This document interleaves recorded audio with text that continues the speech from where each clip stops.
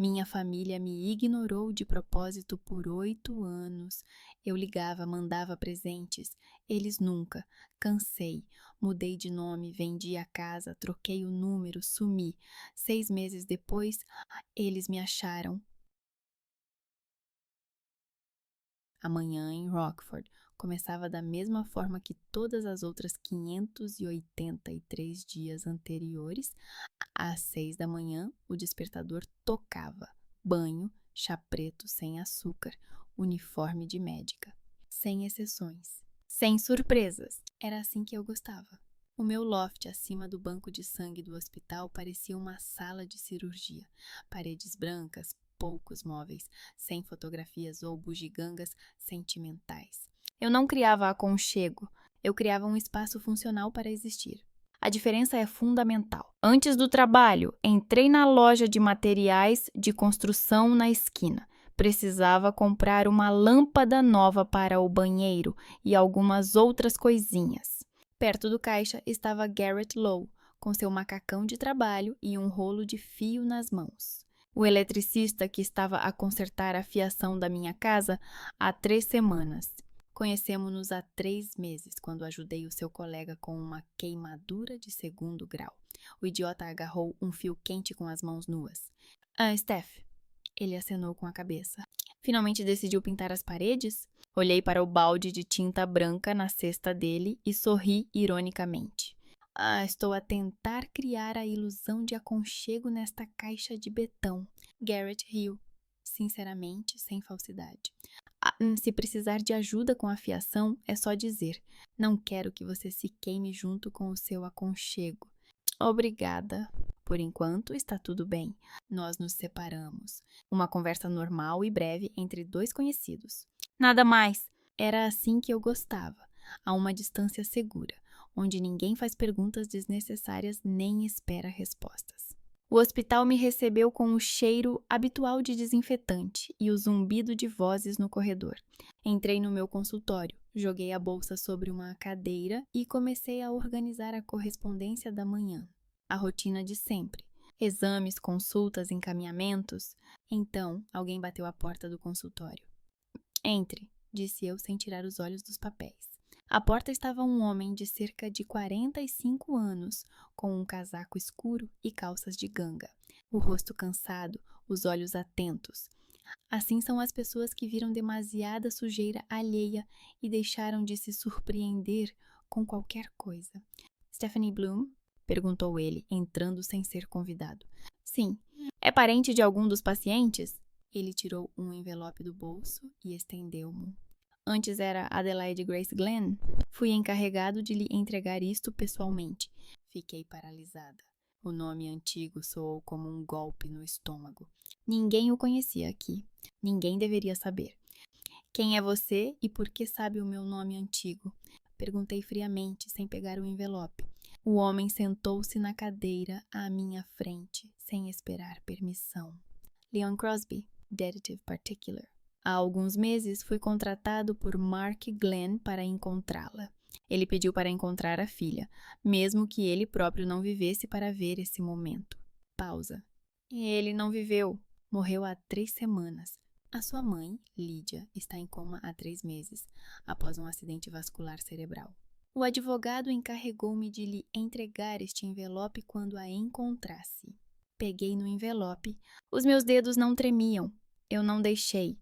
Abri o envelope e tirei a carta oficial do advogado Ronald Gale. Herança. Necessidade de vir para resolver os assuntos. Assinaturas, carimbos. Claro, pensei. Eles esqueceram-se de mim durante 8 anos e agora de repente precisam de mim para os papéis. Mas o meu pai está morto. A minha mãe está em coma. Isto já não é brincadeira. Guardei a carta e olhei para Leon. Como é que me encontraram? Demorou muito tempo. Mudança de nome, venda da casa, encerramento da conta. Vocês esconderam-se bem. Mas ficou o antigo seguro médico para o qual vocês transferiram os documentos. Daí, a pista para Rockford. Acenei com a cabeça. Lógico. As memórias vieram em uma onda, inesperada, mas inevitável. Tenho 18 anos. Estou no corredor da casa dos meus pais com uma bolsa nas mãos. A minha mãe olha para mim com indiferença. O meu pai lê o jornal sem levantar a cabeça. Estás crescida, Adelaide. Daqui em diante, sozinha, diz a minha mãe. Aceno com a cabeça. Vou-me embora. Ninguém me impede. Os 8 anos seguintes são uma tentativa contínua de continuar a fazer parte de uma família que não precisa de mim. Ligo no Natal, no dia de ação de graças, nos aniversários. Respondem raramente, de forma sucinta. Está tudo bem. Obrigado pelo presente. Emoticons no Messenger. Lido sem resposta. Eu enviava dinheiro através do banco onde o meu pai trabalhava. Pagava comissões. Escrevia cartões para ir à minha sobrinha que nunca vi. Imaginava a abrir os pacotes, a sorrir. Imaginava que eles não eram indiferentes. Dia da formatura. Estou entre os formandos da faculdade de medicina, vestida com a beca, olhando para a multidão. Procuro rostos conhecidos. Eles não estão lá. Prometeram tentar vir. O telemóvel vibra. SMS da minha mãe. Desculpa, não deu certo. O Nolan tem um jogo importante. Eu leio. Sorrio. Desligo o telemóvel. Escritório de advocacia. Assino os documentos para a mudança de nome. O notário pergunta. Tem a certeza? Olho nos olhos dele. Sim. Se assim for mais fácil para eles, eu deixo de existir. Venda da casa. Pequena, mas minha. Aquela que eu paguei sozinha trabalhando em 2 empregos. Eu arrumo as minhas coisas, fecho a porta e vou para Rockford. Penso. Estou cansada de lutar por pessoas que não queriam me ver. Não é dor. É apenas um facto. Eu suspiro voltando à realidade. Leon estava sentado à minha frente, esperando. O seu trabalho está concluído, disse eu. Encontrou-me e entregou-me o envelope. O seu pai pagou-me adiantado e pediu-me para levar o caso até ao fim. Não apenas para encontrá-la, mas para garantir que receberia o que lhe pertence. Há algumas complicações no testamento. Dívidas em seu nome, registros financeiros estranhos. Acho que nem tudo está em ordem. Dívidas em meu nome? Nunca pedi nada emprestado naquela cidade. O que mais eles fizeram? Murmurei. Leon levantou-se. Se quiser saber a verdade, eu ajudo. O seu pai queria que soubesse tudo. E ainda não recebi todo o meu pagamento. Olhei para o envelope nas minhas mãos. Parte de mim queria rasgá-lo e jogá-lo fora. Esquecer. Mas outra parte, fria, racional, queria saber. Eu vou até lá, disse eu. Quero descobrir por mim mesma. Concordo, concordou Leon. À noite fiz uma pequena mala. O mínimo de coisas. O máximo de controlo. Leon esperava junto ao carro. Íamos juntos, ele conhecia o caminho e podia ser útil. Sentei-me ao volante e liguei o motor. Elm Hill, a cidade que deixei há 9 anos. A cidade onde me esqueceram. Será interessante ver que tipo de desilusão eles prepararam desta vez, pensei, ao entrar na estrada. Mas pelo menos agora não sou mais aquela menina que esperava a aprovação deles. Agora só quero saber a verdade.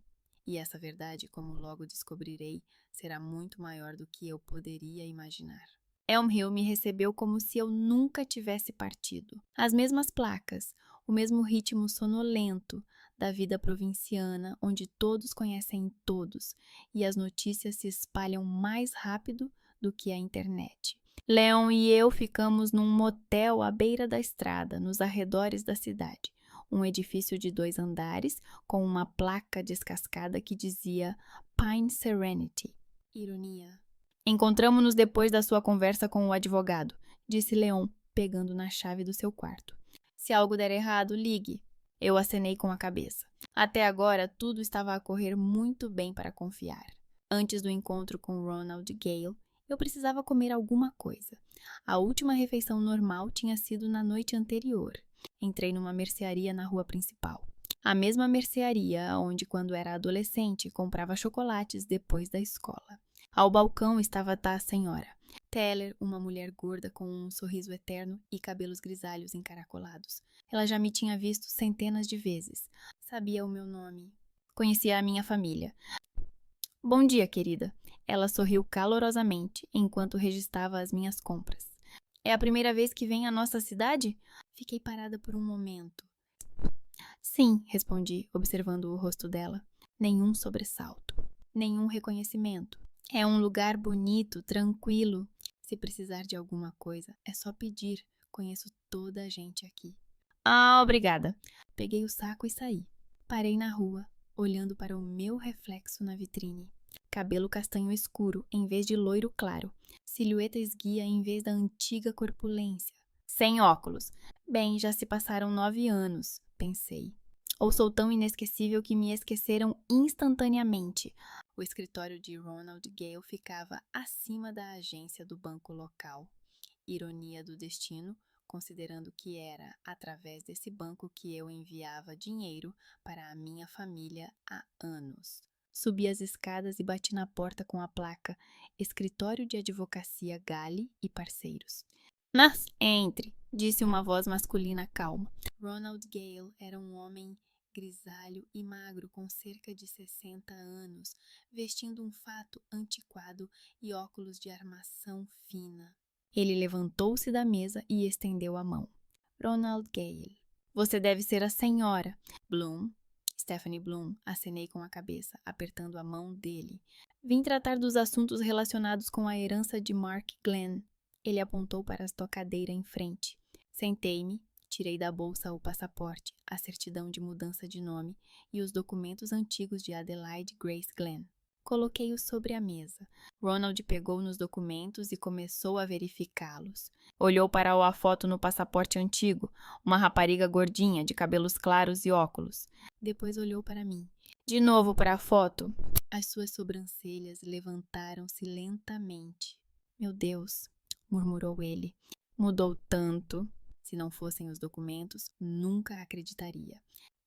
9 anos é tempo suficiente, respondi friamente. Oh, senhor, Crosby procurou-a durante meses. Escondeu-se bem. Não me escondi, apenas vivi a minha vida. Ronald acenou com a cabeça, pousou os documentos e pegou numa pasta com o selo do cartório.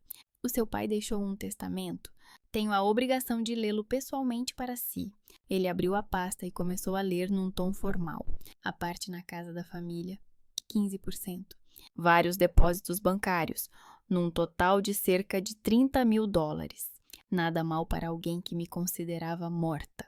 E então Ronald leu o ponto seguinte. As dívidas em nome de Adelaide Grace Glenn devem ser liquidadas com os bens da herança. A lista completa das dívidas está anexada em documento separado. Inclinei-me para a frente. Que dívidas? Nunca pedi nada emprestado nesta cidade. Ronald olhou para mim por cima dos óculos. De acordo com os documentos, foi aberta uma linha de crédito em seu nome num banco local. O montante é de $50.000. Os pagamentos foram feitos regularmente, mas a dívida ainda não foi liquidada. Claro, pensei eu. Mesmo depois de morto, ele encontrou uma maneira de me culpar.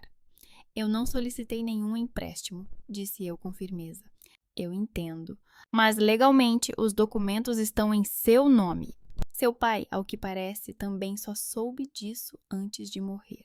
Ele deixou uma carta separada para você. Ronald pegou um envelope lacrado. Mas há uma condição. Seu pai escreveu que a carta só pode ser aberta depois que todas as questões bancárias forem resolvidas.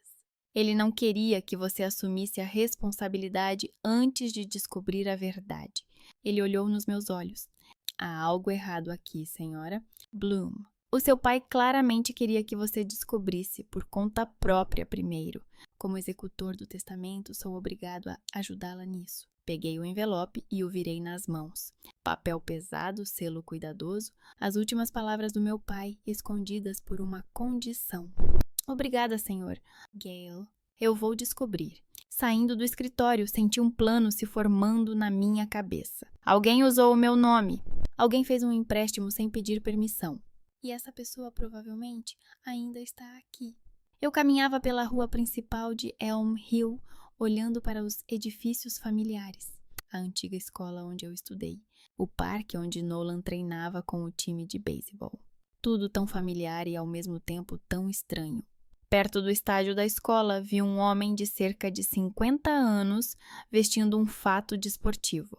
O treinador Cole Durham. Ele estava parado perto da cerca, observando os adolescentes no campo. Bom dia, disse eu aproximando-me. Desculpe, pode me dizer onde posso encontrar a família Glenn? Collie virou-se e olhou para mim. Glenn? Por que precisa deles? Sou representante de um escritório de advocacia. Estou a tratar dos assuntos sucessórios de Mark Glenn. Ah, entendo. Ele acenou com a cabeça. Nolan mora na casa dos pais, na Maple 8. É um bom rapaz, carrega tudo às costas. Esposa, filho, mãe doente. É difícil para ele. E a irmã dele? Adelaide. Cole encolheu os ombros. Desapareceu há uns 8 anos. Ninguém sabe onde ela está. A mãe disse que a filha não queria manter contato. Era uma rapariga estranha, fechada. Mas a velha, Sr. Glenn, essa sim era uma figura, controlava toda a gente.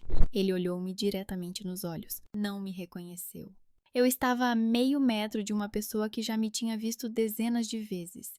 E ele não sabia quem eu era. Foi então que percebi. Ninguém me reconhece. Posso conversar com a família, descobrir o que realmente aconteceu. E ninguém vai saber quem eu sou. A oportunidade perfeita para ver o circo por dentro sem ser palhaço. Obrigada pela informação, disse eu e fui-me embora. Liguei ao Leon. Temos de nos encontrar. Agora. Encontramo-nos numa pequena lanchonete à beira da estrada nos arredores. Smakoiska, o único lugar na cidade onde serviam comida decente. Pedi um café preto, Leon pediu um sanduíche e chá. Ninguém me reconhece, disse sem preâmbulos. A vendedora da loja, o advogado, o treinador. Ninguém se surpreendeu. Posso conversar com a família, descobrir a verdade sobre essas dívidas antes de me revelar. Leon mastigava pensando. Inteligente. Ele finalmente assentiu. Eu apoio. Oficialmente, estamos à procura de Adelaide para entregar o testamento.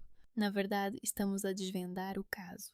Ele pousou a sanduíche e limpou as mãos com um guardanapo. Tenho de lhe contar uma coisa.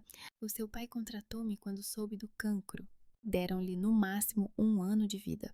Ele queria encontrá-la, conversar, mas descobriu que era impossível entrar em contato.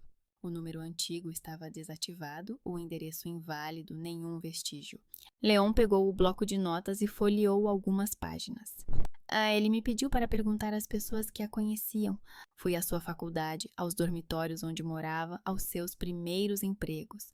Conversei com vizinhos, colegas, professores. Ele olhou para mim. O seu pai descobriu que você sobreviveu sozinha, sem apoio, nem financeiro, nem moral. Trabalhou em 2 empregos para pagar os estudos. Morou num dormitório onde o telhado vazava. Comeu macarrão instantâneo durante semanas. Eu fiquei em silêncio. As memórias daqueles anos não eram agradáveis. Foi então que ele percebeu a magnitude do que ele e sua mãe tinham feito. Ele me disse, eu achava que ela simplesmente não queria se comunicar. Acontece que nós a expulsamos e ela ainda assim tentou continuar fazendo parte da família. E nós nem percebemos. Leon fechou o caderno. O seu pai não era perfeito, mas pelo menos no final tentou consertar as coisas. Terminei o meu café. Estava amargo. Antes tarde do que nunca, disse friamente. Embora na verdade não seja melhor assim, Leon não contestou. Combinamos um plano. Amanhã iremos à casa dos meus pais como representante de um escritório de advocacia e detetive, à procura de Adelaide para entregar o testamento. Faremos perguntas, observaremos, registraremos detalhes. Eu não procurava calor familiar, não esperava reconciliação. Eu procurava respostas frias e racionais às perguntas. Quem fez o empréstimo em meu nome, para onde foi o meu dinheiro e por que meu pai só soube disso antes de morrer. E se alguém se prejudicar no processo, bem, são consequências deles. À noite, eu estava deitada na cama do quarto de hotel, olhando para o teto. Amanhã vou ver o Nolan, o irmão que não vejo há 9 anos. O irmão que recebeu tudo, enquanto eu não recebi nada. Será que ele vai me reconhecer? Será que vai se lembrar que teve uma irmã? E se não, tudo bem, então vou descobrir muito mais do que se tivesse contado a verdade logo de cara. A primeira visita à casa dos meus pais foi pior do que qualquer operação sem anestesia. A casa na rua Maple estava tão bem cuidada como no dia em que saí de lá com a minha mala. Tinta fresca na varanda, arbustos bem aparados, cortinas nas janelas, Por fora, nada mudou. Por dentro, tudo estava podre até aos ossos. Eu estava parada perto do portão, segurando uma pasta com documentos do escritório de advocacia, e pensava distante que a relva sob as janelas parecia verde mesmo quando me expulsaram pela porta. A natureza não se importava com os dramas humanos. Prontos? Perguntou Leon, parando ao meu lado. Tenho escolha? Respondi. Ele sorriu com o canto dos lábios. Formalmente, sempre. Na verdade, há muito tempo que não. A porta foi aberta por um homem de olhos cansados e rosto de 30 anos, que tentava parecer mais velho do que suas feições permitiam. Nolan. O mesmo menino para quem compraram os melhores tênis e luvas novas de beisebol, enquanto eu usava casacos velhos. Agora, ele não parecia um menino de ouro, mas sim uma pessoa que a vida tinha pressionado bastante. Bom dia, disse Leon, estendendo o cartão de visita. Leon Crosby, Detective Particular. Esta é a senhora Bloom, representante do escritório de advocacia de Ronald Gale. Estamos a tratar do caso de herança de Mark Glenn. Nolan olhou para o cartão de visita, depois para nós. Não havia nenhum traço de reconhecimento em seu olhar. Nenhum, você é? Apenas a atenção cautelosa do dono da casa, à porta da qual pessoas com papéis haviam batido. Entrem, disse ele após uma breve pausa. A Carly está em casa. Amber também. Eu passei pela soleira da porta. O cheiro da casa atingiu minhas narinas. Uma mistura de café, detergente e algo indescritível que cheirava a memórias. Senti um leve aperto no peito, mas rapidamente reprimi a reação. Não era hora de me emocionar por causa das paredes. A sala estava limpa, mas pobre. Um sofá velho, uma mesinha com marcas de canecas, desenhos infantis presos à geladeira com ímãs. Num deles, um homem, uma mulher e uma menina, todos com cabeças desproporcionalmente grandes e sorrisos largos. Uma família saída de um livro didático. Uma mulher de 30 anos saiu da cozinha, magra, com cabelos escuros presos num rabo de cavalo, vestindo uma blusa simples e jeans. Carly. Nos seus olhos lia-se o cansaço de uma pessoa que carrega mais do que deveria, mas não se permite cair. Você veio falar sobre o meu pai? Perguntou ela, secando as mãos com uma toalha. Sim, respondi apresentando-me. Precisamos discutir alguns detalhes do testamento e outras questões relacionadas. Antes que Carly pudesse responder, uma menina pequena com cabelos despenteados e olhos brilhantes entrou correndo na sala. Amber, de 6 anos, ela parou bruscamente ao ver Leon e eu. Pai, quem é essa? Au! Sussurrou ela, escondendo-se atrás da perna dele, mas sem tirar os olhos de mim. Olhei para a criança e vi-me aos 6 anos. O mesmo formato do queixo, a mesma expressão nos olhos. Curiosidade cautelosa. Algo se apertou dentro de mim. Por um momento, tive vontade de me virar e ir embora. Não é hora de me emocionar por causa de uma criança que nunca conheci, lembrei a mim mesma. São pessoas que nos ajudam a resolver os assuntos do avô Mark, explicou Nolan calmamente. Vai pintar no teu quarto, princesa? Amber acenou com a cabeça, mas, ao passar por mim, lançou um olhar rápido, atento, quase adulto. Senti que aquele olhar doía mais do que o frio. Tu és adulta, agora é contigo. Dito 9 anos atrás. Sentamo-nos na sala de estar. Leon sentou-se numa cadeira ao lado, eu na ponta do sofá, para ver os dois, Nolan e Carly. Eles sentaram-se lado a lado como uma frente única. Então, comecei num tom neutro. Vocês sabem que o vosso pai deixou um testamento, no qual menciona não só vocês, mas também a vossa irmã, Adelaide. Um leve tremor no canto da boca de Nolan. Eu conhecia esse movimento desde criança. Era assim que ele reagia a assuntos que lhe eram desagradáveis. A minha irmã decidiu desaparecer por conta própria, disse ele secamente. Ela não queria se comunicar conosco.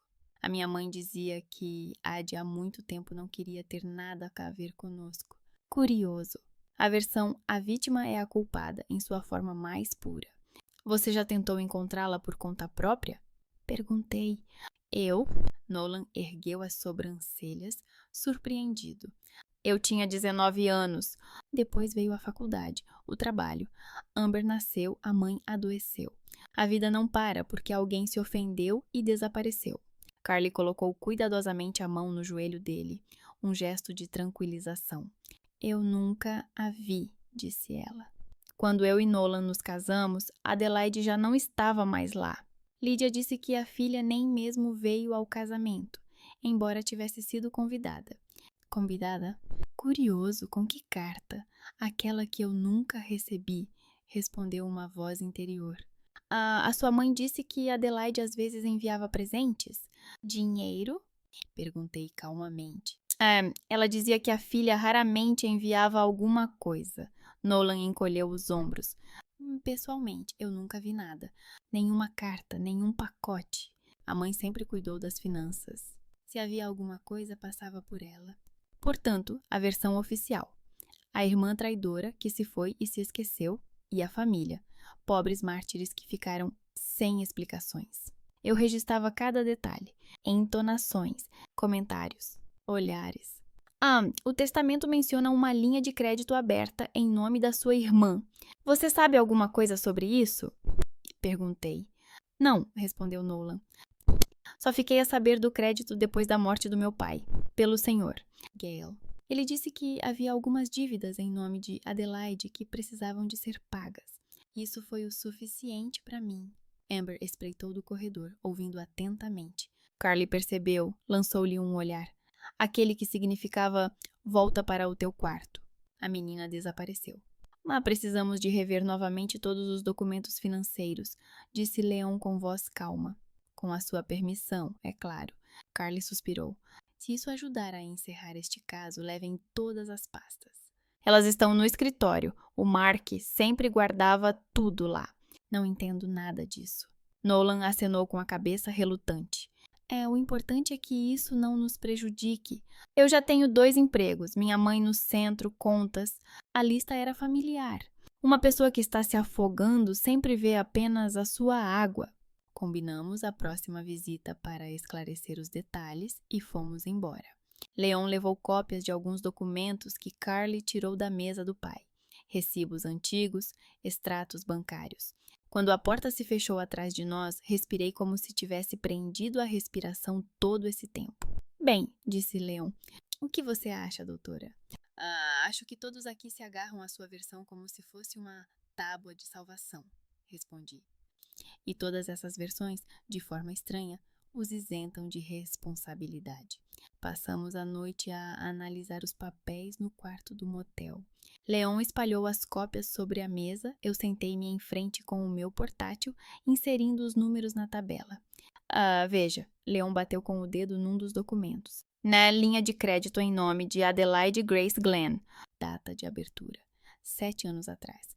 Exatamente quando você pediu aos seus pais para ajudar a pagar a faculdade. Olhei para a linha de números. O montante do empréstimo. A taxa de juros. O calendário de pagamentos. Eu não assinei nenhum contrato, disse calmamente. Naquela época, eu nem tinha condições de vir para Elm Hill. Eu trabalhava e estudava. E não precisava de vir, respondeu Leon secamente. Aqui está uma nota. Formalizado por procuração da mãe, Lydia Glenn, agindo em nome da filha. A assinatura é formalmente sua. Na verdade, é uma falsificação muito habilidosa. Senti um frio subir dos dedos até os ombros. Os pagamentos, continuou Leon, são regulares. Os valores são pequenos, mas estáveis.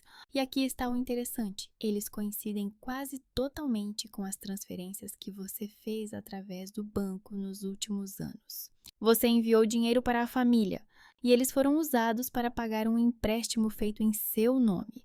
Olhei para essa tabela e senti não apenas choque, mas uma indignação fria. Então, meu dinheiro não foi para a mera família, mas para pagar a dívida de outra pessoa feita em meu nome, disse eu. Elegante. Elegante e criminoso, esclareceu Leon. Não é apenas uma história familiar desagradável, é fraude. Ele pegou outra folha. E mais uma coisa, o empréstimo não foi feito por um funcionário comum. Aqui está a assinatura e a anotação. aprovado por Joel Harrow, membro honorário do Conselho de Administração do banco local, pessoa respeitada, filantropo, patrocinador de eventos escolares. Uma pessoa que oficialmente não deveria se ocupar de operações tão insignificantes, mas por alguma razão ocupa-se. Vi o nome dele no quadro de patrocinadores da escola, comentei. Na época, isso já me irritava. Amanhã vou tratar do Harrow, disse Leon. E, através dos meus contactos, posso obter os registros antigos do banco. Vamos ver onde mais ele apareceu com o seu nome. E eu quero visitar a minha mãe, respondi. É hora de olhar para a fonte do veneno sob outro ângulo. No dia seguinte, fui ao centro de cuidados onde Lídia estava internada. Uma sala branca e esterilizada, cheiro de remédios, vozes abafadas das enfermeiras. A minha parte profissional notou que a equipa era bem organizada. A minha parte pessoal sentiu apenas uma fria distância. Lídia estava deitada numa enfermaria individual perto da janela. Parecia mais velha do que a sua idade. Rugas, cabelos grisalhos, rosto magro. Outrora, essa mulher controlava tudo e todos naquela casa. Agora, estava ligada a um soro e dependia do horário dos medicamentos. Sentei-me numa cadeira, observando-a. Sem pena, sem raiva. Apenas uma curiosidade fria. Uma pessoa que outrora decidiu que uma criança valia a pena e a outra não. É parente? Perguntou a enfermeira, que entrou para verificar os sinais vitais. Represento os interesses da família em questões sucessórias, respondi, sem dar mais detalhes. Isso também era verdade, de certa forma. A enfermeira acenou com a cabeça, ajeitando o fio do monitor. Antes, um senhor do banco costumava visitar a senhora Glenn, disse ela, entre outras coisas. Antes do AVC, trazia documentos para assinar. Um senhor de aparência respeitável, grisalho, com cerca de 60 anos, vestindo um terno caro, sempre educado. Sabe o nome dele? Perguntei, embora já tivesse adivinhado. Acho que é Harrow, Joel Harrow. Ele também é um benfeitor do nosso centro, doa dinheiro para novos equipamentos. Claro que doa. Não há melhor maneira de limpar a reputação do que comprar alguns aparelhos para os doentes pobres. Agradeci e fiquei sozinha com a minha mãe no quarto. Ela respirava calmamente, com os olhos fechados, mas por trás dessas pálpebras vivia a pessoa que outrora assinou os documentos por mim. É curioso, disse baixinho. Pensaste em mim quando assinaste o meu nome no empréstimo? Ou foi tão fácil quanto dizer, você é adulta, agora cuide de si mesma? Lídia não respondeu. Ótimo. Leon estava me esperando no corredor. Ele estava encostado na parede, segurando uma pasta nas mãos. Alguma novidade? Perguntei. Sim, ele assentiu. Os registros antigos do banco. Harrow não tratava apenas do seu crédito. Ele sistematicamente realizava esquemas com pequenas quantias, concedendo créditos a pessoas que ou desapareceram ou eram suficientemente indiferentes para não acompanhar os registros. O seu caso é um dos mais sofisticados. Havia também a mãe, que assinava os documentos por si. Ou seja, Lídia e Harrow trabalhavam juntos, concluí. Usavam o meu nome para encobrir os seus jogos financeiros. Exatamente. Pequenos, mas estáveis gastos. O dinheiro ia para algumas despesas técnicas difíceis de rastrear, mas aos poucos acumulou-se uma quantia considerável. Senti uma familiar irritação fria subir no meu peito. Não era raiva. A raiva é quente, ela queima. Era algo lento, relado.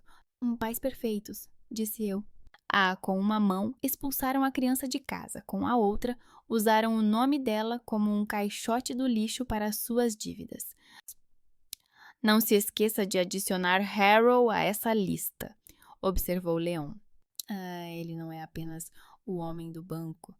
Ele é seu inimigo oficial, segundo os documentos. Não, protestei. Ele é apenas um parasita profissional. Mas aqueles que permitiram que ele usasse o meu nome, isso já é uma história pessoal. Voltamos para o motel tarde da noite. Na mesa havia novamente papéis, esquemas e números espalhados. Leon traçava setas entre os valores. Eu marcava as datas, comparando-as com as minhas próprias transferências, das quais me lembrava mesmo sem os comprovativos impressos. Veja, disse ele, traçando uma linha entre duas colunas. Você envia dinheiro para presentes em janeiro, março e junho. Os mesmos montantes nos mesmos dias entram como pagamentos do empréstimo.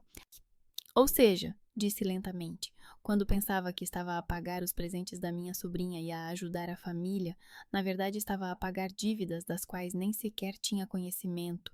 Sim. E a sua família, pelo menos na pessoa de Lydia, sabia exatamente o que estava lá a fazer. Harold não poderia ter feito a transferência sem ela. Recostei-me na cadeira. Acha que o meu pai sabia? Perguntei. Leon hesitou. Segundo o próprio Mark, ele soube do empréstimo tarde, quando começou a lidar com as finanças após o diagnóstico. Mas... Ele calou-se. Mas... Incentivei. Mas ele reconheceu que se manteve afastado por muito tempo. Não se interessou pelos esquemas que a sua esposa estava a tramar no banco. Disse que era mais fácil para ele não ver o quadro completo. Fraqueza como escolha. Conforto em vez de conflito. Clássico. Não, ou seja, ele não pisou no freio até que o carro já tivesse caído no precipício, concluí. Que conveniente. Leon não concordou nem discordou. Ele sabia ouvir de tal forma que as pessoas diziam o que tinham medo de formular. E agora? Perguntou ele. Olhei para as pastas, para a lista de datas e somas, para o nome Joel Harrow, que se repetia com demasiada frequência. A seguir, disse eu, vamos voltar lá. Mas desta vez as perguntas serão mais precisas. E se eles se habituaram a acreditar que Adelaide se afastou deles por vontade própria, muito em breve terão de ouvir outra versão da história. Empurrei os papéis, desliguei o portátil e levantei-me. Amanhã voltaremos àquela casa, Leone. Você como detetive, eu como representante do advogado. Para eles, ainda somos estranhos. E é isso que nos torna perigosas. Leone acenou com a cabeça. Você realmente quer entrar tão profundamente na vida deles antes de dizer quem você é? Ele perguntou baixinho. Você entende que, quando as cartas forem reveladas, não haverá volta? E já não há volta, respondi. Eles já usaram o meu nome. É hora de fazê-los finalmente lembrar que por trás desse nome existe uma pessoa viva. Fui até a porta, mas parei na soleira, sentindo um pressentimento frio e familiar nas costas. Amanhã voltarei a cruzar a soleira da casa dos meus pais, mas já não como Adelaide, a filha esquecida, e nem totalmente como Stephanie, a mulher sem passado. Amanhã entrarei como uma terceira pessoa, uma estranha que sabe muito mais sobre eles do que eles próprios imaginam. E eu já tinha a primeira pergunta que os faria empalidecer antes mesmo de dizer o meu verdadeiro nome. Os registros que Leon trouxe pareciam normalmente banais. Uma pendrive, algumas impressões, um caderno com linhas irregulares. Nada dramático, como a maioria das coisas que realmente destroem vidas. Aqui está tudo o que gravei durante as conversas com o seu pai, disse Leon passando a pasta pela mesa do quarto de hotel. Áudio, algumas notas escritas por ele. Ele não queria que ninguém da família visse isso antes de você aparecer. Peguei a pasta e abri. A primeira folha, uma caligrafia masculina irregular, familiar e ao mesmo tempo estranha. Lembrei-me das suas notas comprar pão e consertar a torneira na geladeira. Agora lia. Se ela estiver a ver isto, significa que Leon a encontrou. Ela, não filha, não Adelaida, apenas ela. Sentei-me na beira da cama, peguei o portátil e liguei o primeiro ficheiro de áudio. A voz do meu pai estava mais rouca do que eu me lembrava, com pausas nas quais se ouvia uma respiração pesada. O cancro não o tornava mais atraente. Não estou a justificar-me, disse Mark. Durante muitos anos escolhi o conforto em vez do conflito. Lydia sempre foi forte. Ela decidia o que era melhor para que a família. Eu permiti que ela expulsasse Adelaide da nossa vida. Simplesmente não me opus. Isso também é uma decisão, a pior possível. Sorri ironicamente, olhando para a parede. Pelo menos é alguma coisa, murmurei. Mais vale tarde do que nunca, embora na verdade não seja melhor.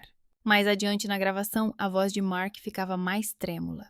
Eu pensava que ela simplesmente não queria comunicar conosco. Lydia disse que a filha se afastou da família, que não atende às chamadas, que não vem nos visitar. Eu acreditei, porque era mais fácil assim. E então você, Leone, me trouxe a informação sobre o dormitório onde o telhado gotejava, sobre como ela trabalhava à noite e estudava durante o dia, sobre o facto de ela nos enviar dinheiro e eu nem sabia que era dinheiro dela. Pausa. Barulho de papel. Eu vi os extratos bancários, um empréstimo em nome dela, pagamentos que coincidem com as transferências que ela nos enviava. Eu pensava que estávamos a aceitar a ajuda dela. Acontece que estávamos a usar o dinheiro dela para pagar uma dívida que foi contraída em seu nome sem o seu consentimento. Lydia e Harold. Não percebi imediatamente a dimensão da situação. Não queria perceber. Mas quando o médico disse que eu tinha 1 ano de vida pela primeira vez em muitos anos, encarei a situação de frente. Pausei a gravação e esfreguei o nariz. Leon sentou-se em silêncio à minha frente, sem pressionar. Ele já tinha ouvido tudo isso, eu estava a descobrir a verdade que ele já sabia há semanas. Ele soube das dívidas depois do diagnóstico? Perguntei calmamente, embora a minha voz estivesse um pouco rouca. Sim, confirmou Leon. Começou a organizar os papéis para não deixar um caos para si e para o Nolan, e viu o seu nome onde não deveria. Apertei reproduzir novamente. Quero que ela saiba, dizia Mark, que eu sabia o que estava a fazer. Não quando a expulsei com o meu silêncio, mas agora quando já é tarde demais. Não estou a pedir perdão. Não tenho esse direito, mas quero compensar de alguma forma. O testamento é uma tentativa fraca. Eu sei, mas não tenho mais ferramentas. A gravação terminou com uma tosse e um silencioso desliga, preciso respirar. Fechei o portátil. A sala ficou em silêncio, preenchido apenas pelo zumbido do ar-condicionado. Você tem o direito de denunciá-los todos à polícia, disse Leon finalmente. Há provas. O empréstimo, a assinatura falsificada, a participação de Harold, a conspiração passiva do seu pai e a ativa da sua mãe. Nenhum promotor recusaria um caso assim. Olhei para ele. Vou entregar Harold, disse friamente. Mas a minha mãe não por nobreza. Simplesmente não quero destruir a vida da minha sobrinha com um escândalo público. E não vou transformar esta cidade num programa de vergonha alheia. Quero que a minha mãe tenha medo de mim a ponto de nunca mais usar o meu nome. Isso é mais eficaz do que qualquer sentença. Leon acenou com a cabeça. O seu olhar demonstrava compreensão, não concordância, apenas compreensão. Então precisamos dar o próximo passo, disse ele. Tem uma carta lacrada do seu pai. É hora de descobrir o que ele escreveu. Não gostei da palavra escreveu nesse contexto, mas não disse nada. A carta estava na minha bolsa desde o primeiro dia, pesada como uma bola de chumbo. Na manhã seguinte, subimos novamente as escadas até o escritório de Ronald Gale. Desta vez, o advogado parecia ainda mais cansado. Olheiras, camisa amarrotada. Parecia que os assuntos sucessórios em Elm Hill não eram assim tão tranquilos.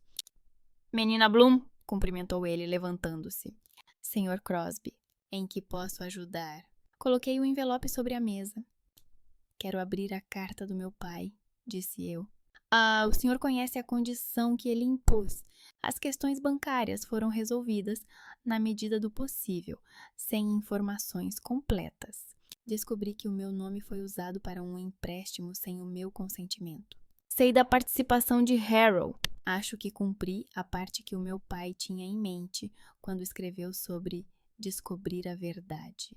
Ronald olhou para mim por um longo tempo, avaliando-me. Depois voltou o olhar para Leon.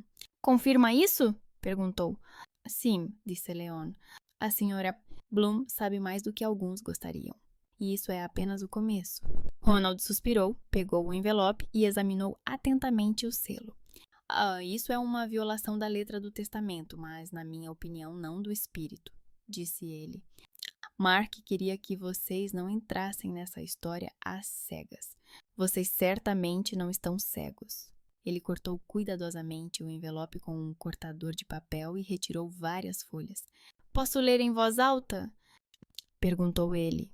Não, respondi. Dê-me isso. Ele não discutiu. Peguei a carta e senti o peso familiar do papel. As primeiras linhas estavam escritas com a mesma caligrafia das anotações no caderno de Leon. Mas aqui Mark não estava a escrever para o detetive. Estava a escrever para mim. Adelaide, começava. Não sei quem você será quando Leon a encontrar, mas sei quem eu era. Um homem fraco que se autodenominava pai. Sentei-me sem pedir permissão. As palavras fluíam, mas cada uma delas ficava gravada na minha memória. Você deve saber a verdade por mim e não por estranhos.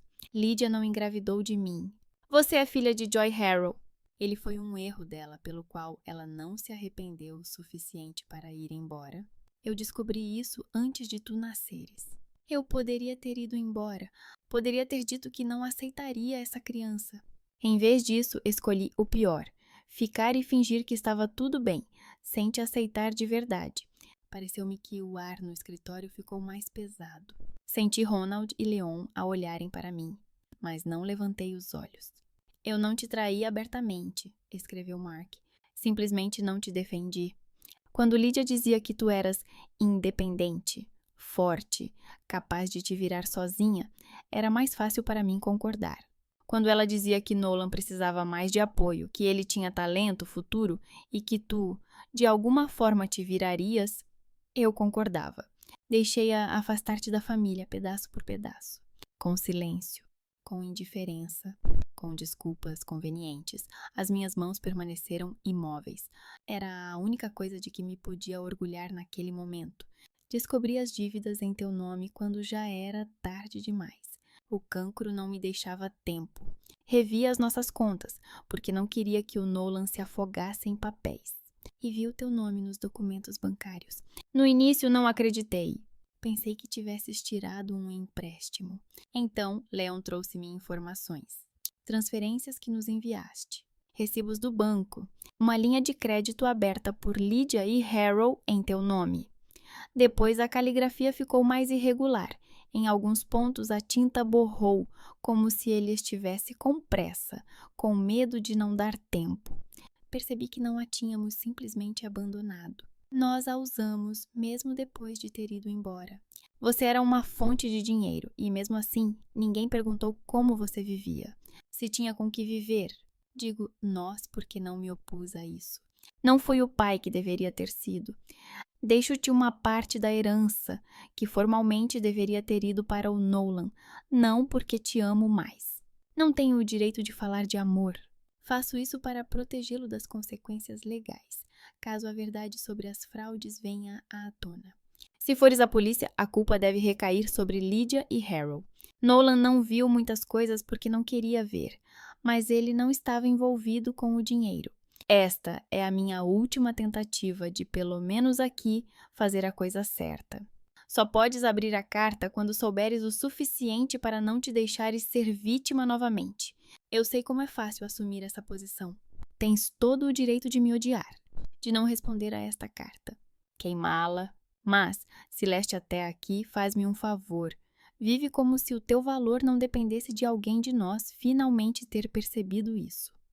Não mereço ser chamado de teu pai, mas tu sempre mereceste ser filha, não minha. Apenas uma filha que não é jogada para fora de casa por causa da traição de outra pessoa. Assinatura: Mark. Sem pai. Simbólico. Dobrei a carta com cuidado, sem tremer, e a coloquei sobre a mesa. Ronald parecia devastado, como alguém que acabara de ouvir a sua sentença. Leon estava sentado calmamente, mas eu vi que ele cerrou os dentes quase imperceptivelmente. Bem, eu disse. Agora temos o conjunto completo. Traição, substituição, empréstimos, últimas palavras nobres. Um quebra-cabeças familiar completo. Voltei-me para Leon. Amanhã vamos reunir todos, disse eu. Nolan, Carly, você, senhor Kell. Vamos ligar a Lydia por videoconferência a partir do centro. Vou mostrar-lhes tudo. E depois vou à polícia entregar o Harrow. E a sua mãe? Perguntou Leon. Eu sorri friamente. A minha mãe receberá um aviso. Se ela usar o meu nome novamente, mesmo que seja apenas em pensamentos, eu enviarei tudo para a polícia. Que ela viva com esse medo. É muito mais útil do que a prisão. A prisão tem fim. O medo não. Ronald acenou lentamente com a cabeça, como se tivesse testemunhado o nascimento de uma sentença sem uma gota de histeria. À noite fui sozinha ao centro de cuidados, sem Leon, sem advogado, sem documentos. Apenas eu e a mulher que me considerava material descartável. Os corredores estavam semi-escuros, o turno da noite trabalhava em silêncio. Eu já sabia o caminho para o quarto de Lydia. Porta, janela, monitor, soro. A mesma imagem da última vez, só que agora os olhos dela estavam abertos. Ela olhou para o teto quando entrei. Virou a cabeça lentamente, com esforço. Não havia reconhecimento no seu olhar. Para ela, eu era igual às enfermeiras, pessoas de branco que chegavam e partiam. Boa noite, senhor. Glenn, disse eu, sentando-me numa cadeira. Gostaria de fazer algumas perguntas sobre o caso de herança. A palavra herança fez com que ela se tensasse ligeiramente. Tudo bem. Então, o cérebro está a funcionar. Você é advogada? E a voz estava enfraquecida, mas ainda havia nela a mesma entoação controladora com que ela costumava dar ordens na cozinha. Pode-se dizer que sim, respondi evasivamente. E estou interessada numa história específica, o caso de Adelaide Glenn. O nome pairou no ar como um cheiro repentino de gás. Lydia apertou os lábios. Ela foi por vontade própria, sussurrou. Ela não queria ficar conosco. Foi uma escolha dela. Um cenário que já me tinham contado, só que agora vinha da fonte original. Não estou interessada na parte emocional, disse secamente. Estou interessada nas finanças. O empréstimo em seu nome. A procuração que assinou. Os seus encontros com o senhor Harrow. As visitas regulares do senhor do banco, mencionadas pelos funcionários. Os olhos de Lydia estreitaram-se. Agora havia algo parecido com medo no seu olhar. Fraco, mas perceptível. Você não entende, sussurrou ela. Não tivemos escolha. O Joel, ele não é assim tão simples. Compreendo mais do que gostaria, interrompi. Vocês sempre tiveram escolha. Ela ficou em silêncio, respirando com dificuldade. O monitor registrou um pico de pressão. Por que está a perguntar sobre ela? Finalmente conseguiu dizer. É da família Harrow, do banco? Da polícia? Sorri sem alegria. Digamos que represento os interesses daquela cujo nome usaram como lhes convinha, respondi. Lydia desviou o olhar para a janela. As árvores escureciam-se atrás do vidro. O Nolan tinha talento, disse ela baixinho. Ele tinha futuro. Precisava de dinheiro para treinar, para viajar, para tratar do joelho. Adelaide. Ela sempre foi autossuficiente. Forte. Sempre fez tudo sozinha. Eu apenas aproveitei o que havia. Ela teria conseguido. Convenceram-se de que as pessoas fortes podem ser usadas porque elas aguentam. Concordei com a cabeça. É uma lógica conveniente. Lydia virou a cabeça bruscamente para mim. Não fazem ideia do que é escolher quem salvar e quem não salvar. Sussurrou ela. Eu não tinha dinheiro para todos. Joel ofereceu esquemas. Ele disse que tudo seria legal, que ninguém seria prejudicado, que Adelaide não viria buscar o dinheiro. Ela foi embora. Ela nos abandonou. Essa palavra dita por ela soou particularmente franca. Ela nos abandonou. Levantei-me. Obrigada pela franqueza, senhora. Glenn, disse eu, isso será útil para o protocolo. Que protocolo? A voz dela voltou a ter o tom habitual de alguém acostumada a controlar a situação. Até logo, senhora. Glenn, disse eu e saí da sala. O corredor estava silencioso. Caminhei até a saída, sentindo que cada passo me aproximava do dia seguinte, quando todo aquele sistema de mentiras cuidadosamente construído começaria a desmoronar. E enquanto Elm Hill dormia à noite, sem suspeitar que no dia seguinte uma única frase proferida por mim na casa dos meus pais faria com que todos finalmente ouvissem o nome de Adelaide, não mais como uma sombra do passado, mas como um veredicto no presente. Todos se reuniram ao meio-dia. Nolan e Carly chegaram primeiro, Ronald chegou 10 minutos depois e a ligação de Lydia do centro de cuidados foi estabelecida através de um tablet na mesa. Leon ficou de lado segurando uma pasta com documentos. Eu estava sentada na ponta da cadeira do meu pai. simbolicamente, mas eu não me importava com símbolos. Era importante para mim que todos vissem o meu rosto quando eu dissesse a verdade. Nolan parecia cansado. Carly segurava a mão dele. Amber ficou na casa da vizinha. Crianças não têm lugar em conversas como essa. Obrigada por terem vindo, comecei calmamente. É o que vou dizer mudará a sua compreensão de muitas coisas. Mas primeiro vou me apresentar corretamente. Fiz uma pausa, olhando Nolan diretamente nos olhos. Sou Adelaide Grace Glenn, e agora vocês vão saber a verdade. Silêncio. Nolan piscou, franziu a testa. Seu olhar deslizou pelo meu rosto, procurando traços familiares, sem conseguir encontrar. Então parou de repente. Algo clicou. Ele retirou a mão de Carly e deu um passo para trás. Não, sussurrou ele. Isso é impossível. É possível, respondi friamente. 9 anos, mudança de nome, cabelo diferente, ausência de óculos, o suficiente para que ninguém a reconhecesse. Carly apertou os lábios olhando para mim e para o meu marido.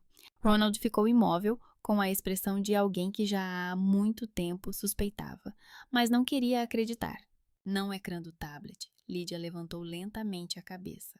O seu rosto estava pálido, os olhos bem abertos. Adi? Sussurrou ela. Sim, mãe, respondi sem emoção. Voltei. Não para nos encontrarmos, para conversarmos. Nolan sentou-se no sofá como se as pernas tivessem deixado de o sustentar. Por que você não disse logo? Ele disse com voz rouca. Porque queria ouvir a verdade, respondi. A versão que vocês contaram a si mesmos durante 9 anos. A irmã foi embora por conta própria. Ela não queria se comunicar conosco. Era interessante de ouvir. Mas eu precisava da verdade. Abri a pasta e comecei a colocar os documentos sobre a mesa, um por um. Linha de crédito em nome de Adelaide Glenn, data de abertura, 7 anos atrás. Assinatura, falsificada. Registrada por Joel Harrow por procuração de Lydia Glenn, que agiu em nome da filha. Os pagamentos do crédito, com as transferências que eu enviava à família como presentes. Carly inclinou-se, olhou para os papéis e empalideceu. Tu enviavas dinheiro? Perguntou baixinho. 8 anos, respondi. Todos os natais, todos os dias de ação de graças, nos aniversários da Amber, que eu nunca vi. Transferia através do banco, pagava comissões. Pensava que estava a ajudar a família. Afinal, estava a pagar uma dívida alheia, registrada em meu nome. Que ironia. Nolan levantou a cabeça. Os seus olhos estavam cheios de choque. Nunca vi nenhum presente seu, disse ele com voz rouca. A minha mãe dizia que raramente enviava alguma coisa. Porque ela usava esse dinheiro para pagar dívidas, respondi friamente. Juntamente com Joy Harrow, eles sistematicamente contraíam empréstimos em nome de outras pessoas e encobriam as fraudes através do banco. O meu nome era conveniente. Eu tinha desaparecido. Não podia verificar. Tirei a carta do meu pai e coloquei-a sobre a mesa. O seu pai só descobriu isso antes de morrer, quando começou a organizar as finanças após o diagnóstico de cancro. Ele contratou o Leon para me encontrar. Queria conversar, mas não teve tempo. Nolan pegou a carta e começou a ler. A sua expressão mudou, de descrença para horror. Quando chegou à linha que dizia que Adelaide não era filha biológica de Mark, ele congelou. O quê? Sussurrou. Eu sou filha de Joy Harrow, disse eu calmamente. A minha mãe traiu o meu pai, ele perdoou-a para salvar o casamento, mas nunca me aceitou de verdade. Por isso não a impediu de me afastar da família. Não, ecrã, Lydia chorou, silenciosamente, sem soluços. Fiz o que pude, sussurrou ela. Nolan tinha talento. Ele precisava de dinheiro. Tu sempre foste forte, Adi. Tu sempre te vieste a dar bem sozinha. Tu decidiste que as pessoas fortes podem ser usadas porque elas aguentam, respondi friamente. É uma lógica conveniente. Só te esqueceste de perguntar se eu queria aguentar isso. Carly apertou a mão de Nolan e olhou para mim. Não sei o que sentir, disse ela honestamente. É uma estranha para mim, mas é irmã do meu marido. E não justifica o que aconteceu. Nolan ficou em silêncio. O seu rosto estava amassado como papel depois do fogo. Por que não vieste? Ele finalmente disse. Por que não descobrir? Por que não lutei? Olhei para ele por um longo tempo. Porque me cansei de lutar por pessoas que não queriam me ver, respondi. Não é uma acusação, é apenas um facto. Ele baixou a cabeça. Eu me endireitei e coloquei as mãos sobre a mesa. Eis o que vai acontecer a seguir. Vou pegar minha herança e voltar para casa. A polícia vai tirar minhas dívidas quando prender Harrow. Todas as provas já foram entregues. Minha mãe vai ficar aqui no centro de cuidados. Os documentos que comprovam sua criminalidade ficarão com o advogado como garantia. Tenho outra cópia comigo.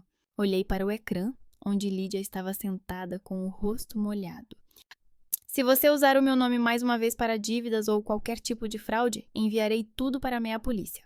Não por generosidade. Simplesmente não quero mais ter nada a ver com você e causar problemas ao meu irmão e à minha sobrinha. Mas se me obrigares, não terei vergonha de destruir a tua reputação publicamente e mandar-te para a prisão. Lydia acenou com a cabeça, sem responder. Ronald pigarreou. Menina Bloom, Adelaide. O acordo será formalizado dentro de uma semana. Harrow será preso esta noite. Leon já entregou todos os materiais.